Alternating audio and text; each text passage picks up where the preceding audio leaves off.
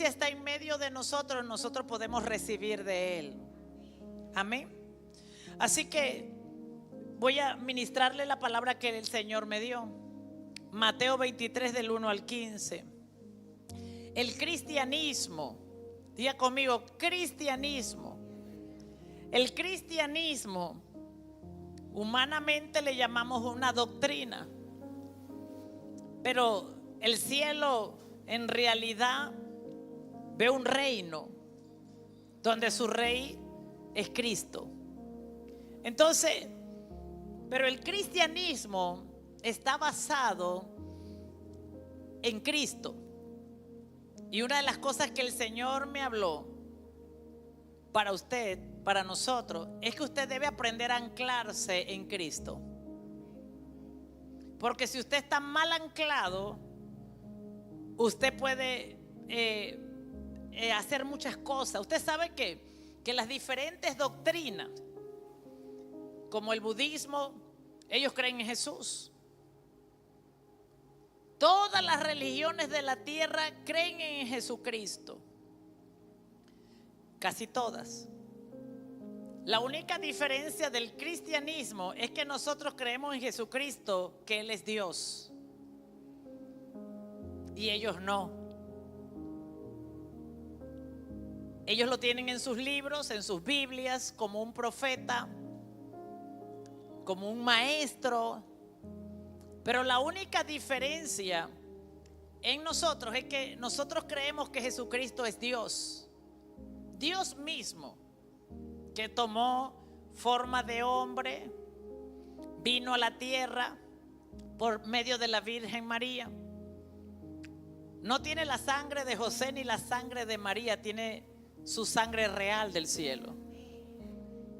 La ciencia descubrió, porque antes se decía que el bebé dentro del vientre recibía sangre de la madre, pero hoy la ciencia descubrió que eso es falso. Lo único que recibe el bebé dentro del vientre son nutrientes, alimento. Pero nosotros los seres humanos tenemos algo en nuestro cuerpo que produce su propia sangre. Así que la ciencia lo único que hizo fue confirmar que Jesucristo es Dios y que no recibió sangre de María, sino que Él tiene su propia sangre, y que por eso confirma que es el Cordero inmolado de Dios que quita el pecado del mundo.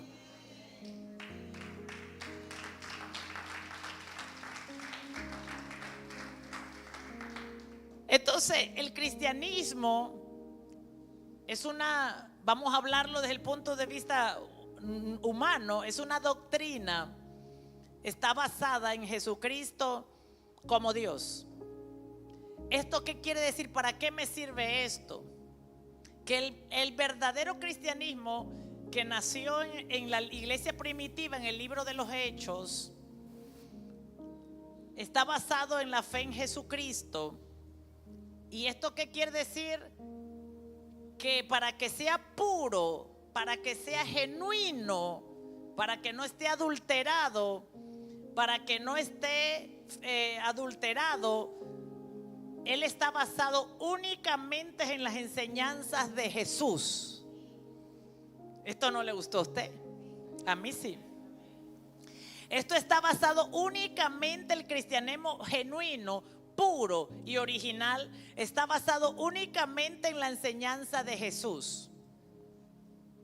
Cuando usted la mezcla como otras religiones que creen en Jesucristo, adoptan sus enseñanzas, pero ellos tienen sus propias enseñanzas, ya eso no es cristianismo. Entonces, la fe cristiana está basada en las enseñanzas únicas de Jesús, y usted no puede mezclar las enseñanzas. Por eso dice la Biblia que la ley vino de Moisés y la gracia, Juan 1:17, pónmelo allí por favor. Dice que la ley vino por medio de Moisés, pero la gracia vino por medio de Jesucristo. O sea que cuando hablamos de la ley hablamos de Moisés. Amén. Cuando hablamos de la ley hablamos de los 10 mandamientos y estamos hablando de Moisés. Pero cuando hablamos de Jesucristo, hablamos de la gracia, porque dice que Juan 1:17, que la ley vino por Moisés y la gracia por medio de Jesús. ¿Esto qué quiere decir? Bueno, esto quiere decir que la enseñanza de la ley es una y la enseñanza de la gracia que trajo Jesús es otra.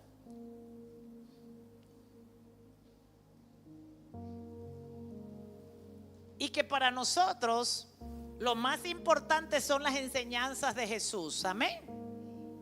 Entonces, cuando usted lee la Biblia, Mateo, Marcos, Lucas y Juan, usted ve a Jesús con los fariseos. Los fariseos eran los maestros de la ley. Y usted ve mucha contención con los maestros de la ley y Jesús con la palabra, porque Jesús les trataba de enseñar a ellos, porque ellos creían que Jesús era un maestro de la ley. Pero Jesús le enseñaba a ellos sobre el reino de Dios, no sobre la ley, sino sobre el reino. Entonces, aunque Jesús dice en la Biblia, cuando usted lee el libro de Romanos, que cumplió toda la ley la cumplió Jesús. Y la cumplió, después usted va a entender por qué. La cumplió, pues la ley por medio de Moisés fue dada, pero la gracia y la verdad, diga conmigo, gracia y verdad vinieron por medio de Jesús. Entonces, Jesús vino a hablar del reino y el reino representa esa gracia. Y dijimos que gracia es un don, algo que nosotros no tenemos y que Dios nos los da. Pero en realidad lo que está diciendo Juan 1:17 dice que Cristo es la gracia. La persona de Jesús mismo es esa gracia. O sea, Él vino a hacer lo que nosotros no podíamos hacer. Vino a salvarnos. Vino a restaurar, cuando usted lee el libro de Romanos, nuestra relación con Dios, acercarnos a Dios, a llevarnos a Dios de vuelta. Eso vino a hacer Jesús. Amén. Entonces es importante las enseñanzas de Jesús, porque hay mucha mezcla y mucha confusión, que nosotros mismos hemos caído ahí porque nos gusta escuchar muchas cosas. Nos gusta escuchar muchas enseñanzas. Nos gusta escuchar muchas enseñanzas de todo el mundo y no nos gusta leer la Biblia. Esa es la verdad. Vamos, porque queremos escuchar las enseñanzas porque vamos en el carro, estamos en el baño, estamos en la cocina. Eso es más fácil que sentarnos y abrir la Biblia y leer. Y no nos hemos dado cuenta que hemos escuchado muchas enseñanzas con muchas mezclas. Y usted tiene que saber algo que está en la Biblia, que existe la ley de la conciencia. O sea que su conciencia está atrapando todo lo que usted escucha. No su mente, sino su conciencia. Y después esa conciencia responde o reacciona a todo lo que usted le metió, que usted ni se acuerda. Existe la ley de la conciencia. Dios nos dio una conciencia. Y no nos acordamos, pero ella sí está guardando toda la información que le metimos de mezcla. Y eso trae eso hace que nos alejemos del Señor. Nos hace estar bien hoy. Hoy amanecemos bien felices con el gozo del Señor, y mañana depresivos, tristes, llorando, en desconfianza, producto de esas mezclas. Entonces es importante, y esto es lo que el Señor me puso: limpiar todo el fundamento de la iglesia. Y yo le digo, esto es un trabajo que usted tiene que hacer. Usted tiene que leer la Biblia. Y usted tiene que anclar su vida a la roca, que es Cristo. Cristo es la roca, dice la palabra. Y Jesús dice en la palabra que el hombre o la mujer que escucha su palabra y edifica todo lo que edifica sobre esa palabra, le voy a considerar un hombre sabio. Y hay gente: Señor, dame sabiduría. Y el Señor dice: edifica tu vida y todo lo que haces sobre mi palabra. Y tú le pides sabiduría, pero no edificas tu vida sobre la palabra del Señor. Entonces eso es cristianismo puro, genuino, verdadero, cuando nosotros edificamos nuestra vida sobre las palabras de Jesús. Y una de las cosas que este año el Señor me permitió experimentar es escuchar a la gente con cuidado. Y todo lo que hablaba la gente, nada estaba sobre el fundamento de Cristo. Entonces, es muy importante esto. Vamos ahora sí, Mateo 23, 1-15. Y hoy voy a crear un fundamento básico para empezar la vida de fe, la vida cristiana.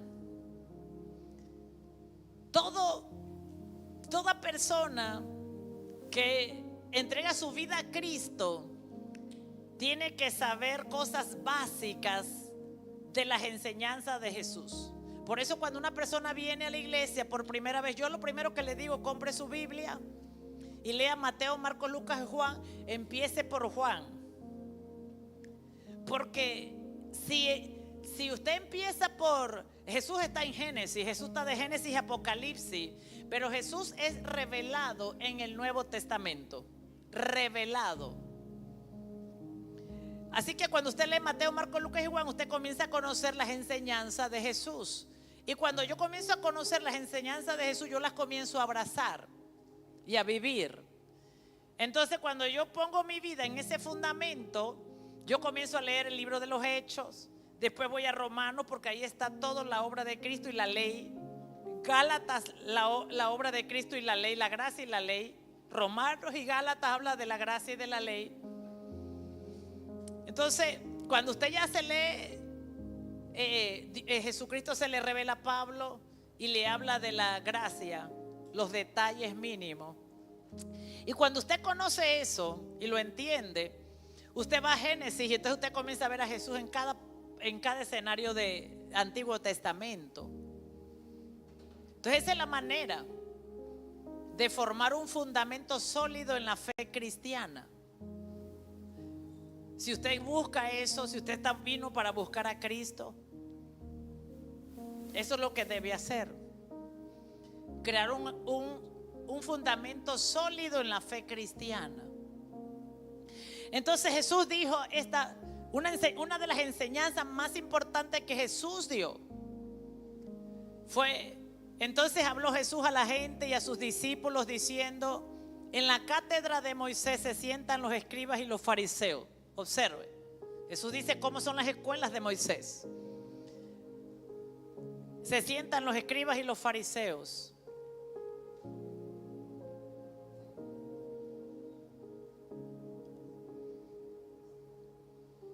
Así que todo lo que os digan que guardéis, guárdalo.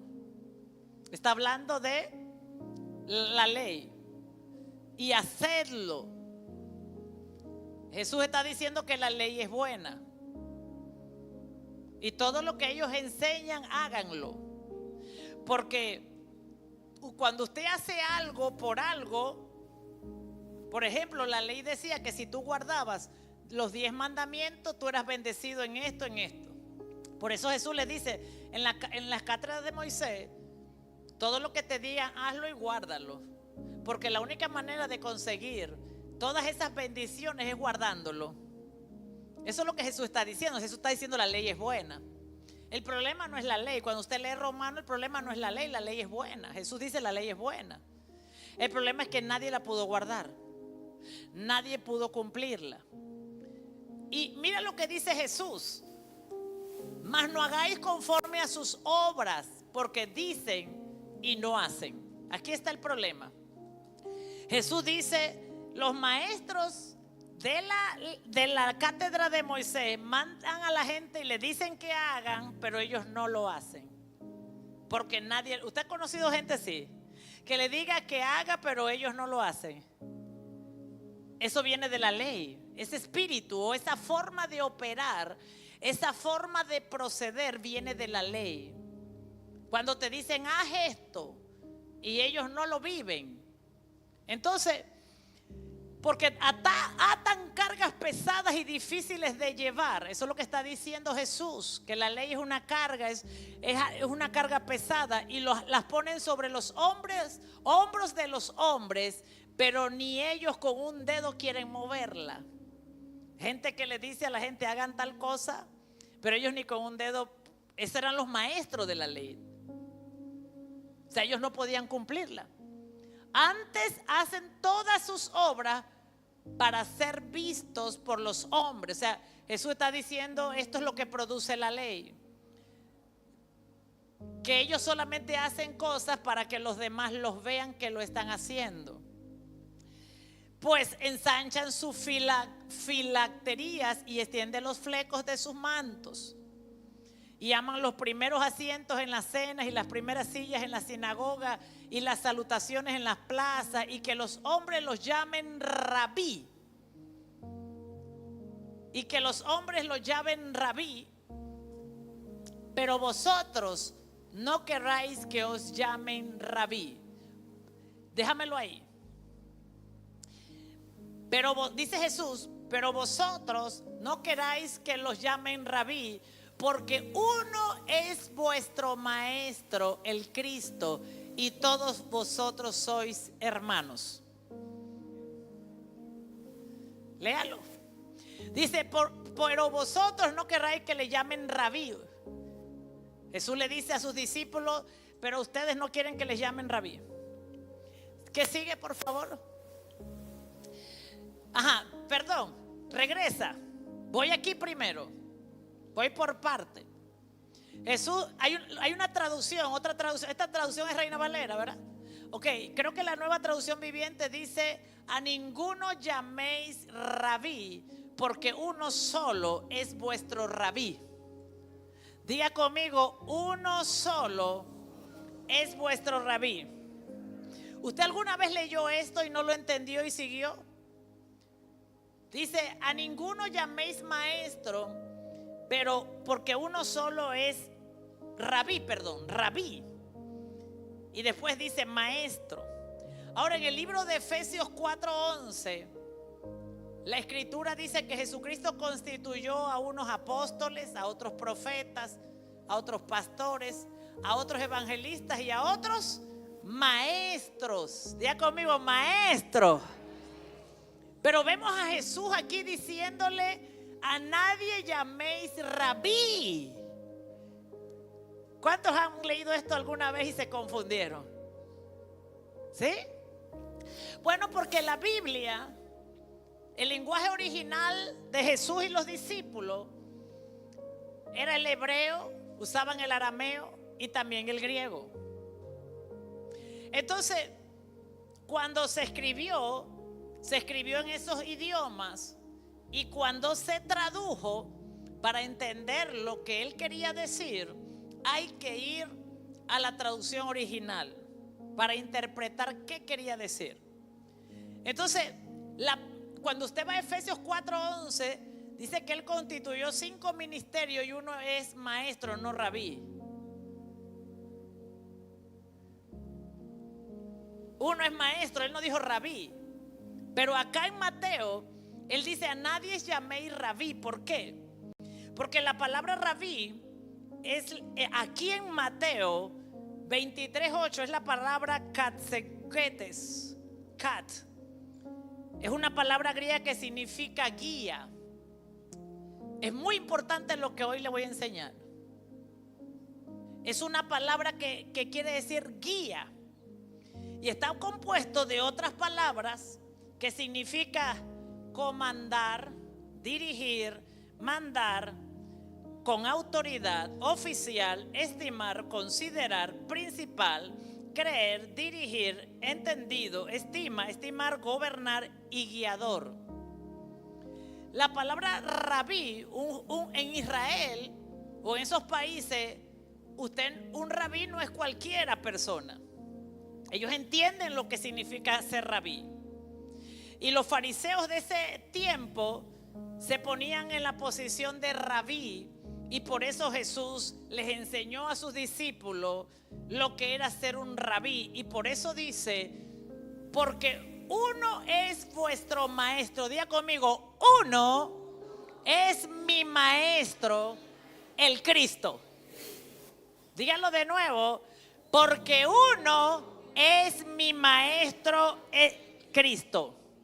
Le voy a decir esto, usted cuide esto como una perla en su corazón.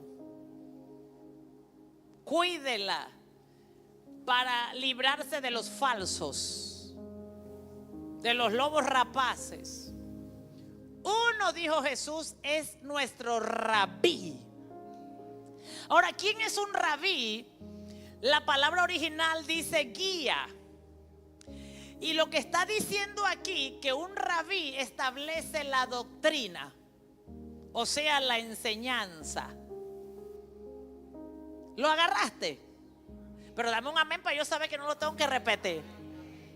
O sea que Jesús dice, solo yo soy su maestro, su rabí, porque el rabí es el que establece la enseñanza. El rabí es el que establece la doctrina que los que creen en él van a hacer, van a vivir y van a caminar. O sea que en el momento que nosotros decidimos creer en Jesucristo, lo primero que tenemos que aprender a guardar todas las enseñanzas de Jesús, porque entonces Él es nuestro maestro. Diga conmigo, uno solo es mi maestro. Y en Efesios 4:11, la traducción original del griego para maestro es otra. Es la palabra didasco. Es la palabra didasco, didáscalos. ¿Y usted sabe qué significa esa palabra? Instructor. Diga conmigo, instructor. Ahora, ¿eso quiere decir que ya yo no puedo llamar a los maestros de la escuela de nuevos miembros? No. Usted los puede llamar, lo que usted tiene que entender.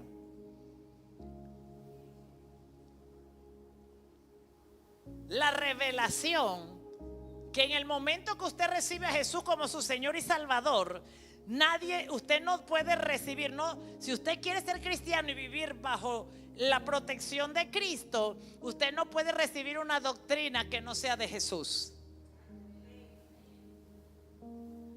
Entonces los maestros de Efesios 4:11 somos instructores.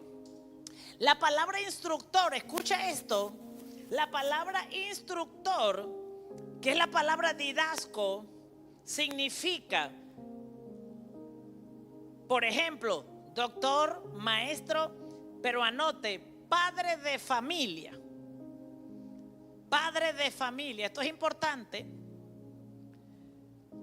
Y esta palabra de instructor en el griego original significa, diga conmigo, aprender, enseñar, instruir. O sea, instructor de maestro, Efesios 4:11 tiene tres connotaciones. Una, y empieza en ese mismo orden: aprender, ¿qué más? Enseñar, instruir.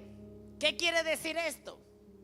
Que Jesús es el maestro, es el guía, el rabí, es nuestro rabí.